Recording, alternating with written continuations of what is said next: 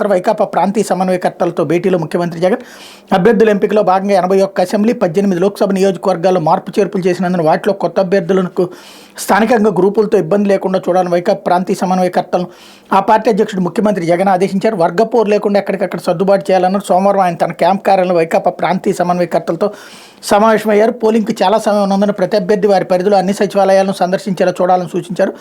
ప్రాంతీయ సమన్వయకర్తలు వారికి అప్పగించిన ప్రాంతాల్లోనే ఉంటూ ఎన్నికల వ్యవహారాలు ప్రచార సారాలను చూసుకోవాలన్నారు.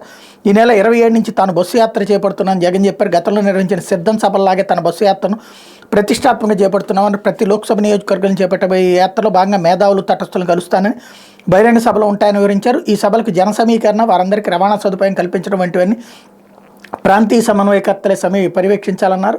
21 రోజుల పాటు 21 లోక్సభ నియోజకవర్గాల పర్యటన, ఎన్నికల షెడ్యూల్ వెలువడడంతో సీఎం జగన్ జనం వద్దకు వెళ్లేందుకు సిద్ధమవుతున్నారు. మేమంతా సిద్ధం పేరుతో 21 రోజుల పాటు 21 లోక్సభ నియోజకవర్గాల పరిధిలో ఆయన బస్సు యాత్ర చేపట్టబోతున్నారు.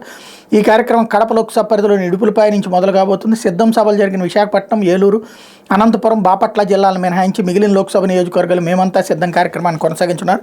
దీనికి సంబంధించిన షెడ్యూల్ మంగళవారం విడుదల చేయనున్నట్టు సీఎం కార్యాలయ సమన్వయకర్త తలసిల రఘురాం సోమవారం వైకాపా కార్యాలయంలో ప్రకటించారు. ఇకపోతే ఆర్టిఫిషియల్ ఇంటెలిజెన్స్